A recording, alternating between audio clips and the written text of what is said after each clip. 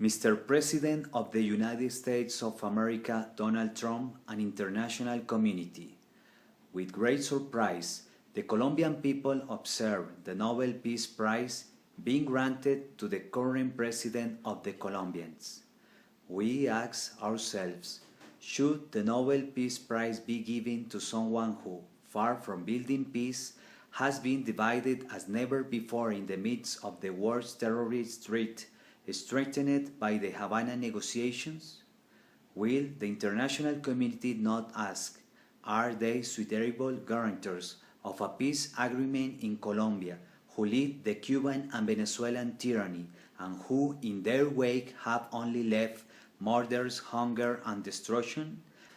I would like to tell you that according to an article published in Transparency International Chapter Colombia, corruption in recent years during the Santos government has become an endemic, systemic and structural problem which not only has economic effects but can jeopardize institutionalization and governance. Never before in our history had the current level of corruption been experienced in the country.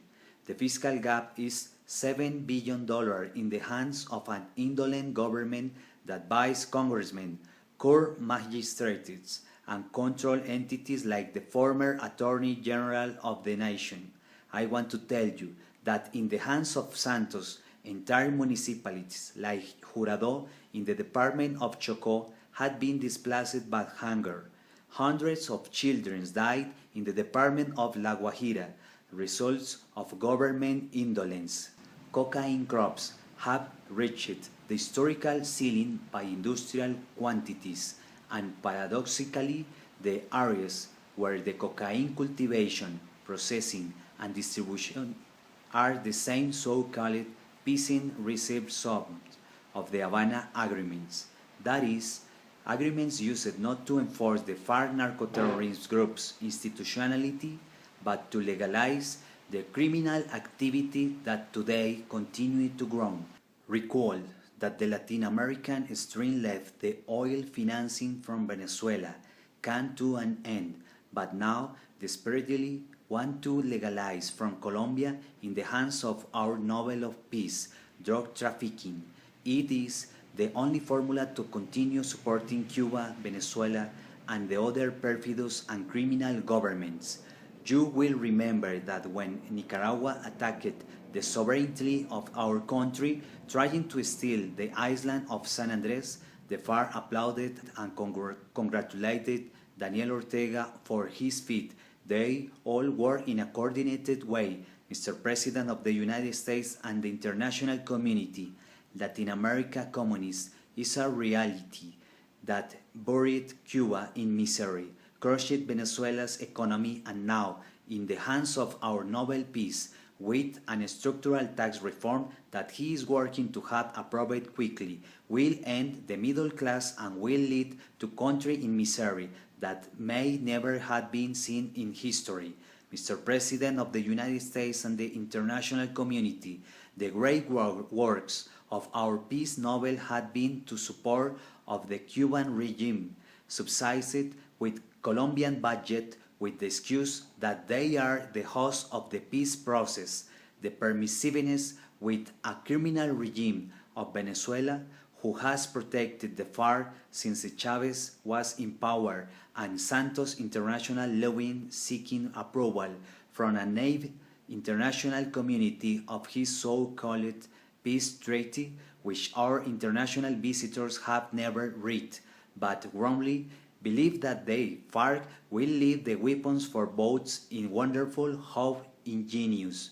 The international lobby of Santos to get the Nobel Prize with public resources have our country in the misery, the oldest democracy of the region in the hands of criminals who only think to usufruct the national budget as it were money out of their own pocket. It is estimated that this Nobel Peace has cost the Colombians $3.5 billion. The Obama administration has been permissive to all the crimes that occur in its neighborhood, putting at the risk all of Latin America and the Caribbean and, of course, the American people. the crisis of the missiles is little compared to achievements of the current Latin America regimes of the extreme left amid announcements of peace, cocktails, and photographs in fashion magazines have allowed.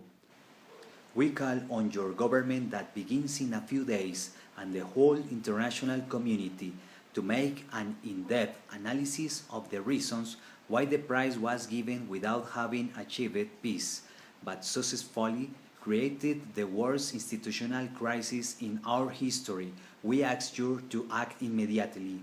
Every day that passes will be worse for the region. As the executive director of the Movement of Secular Catholic of Colombia, Solidarity, I affirm that Colombia is not the corruption that is in the government.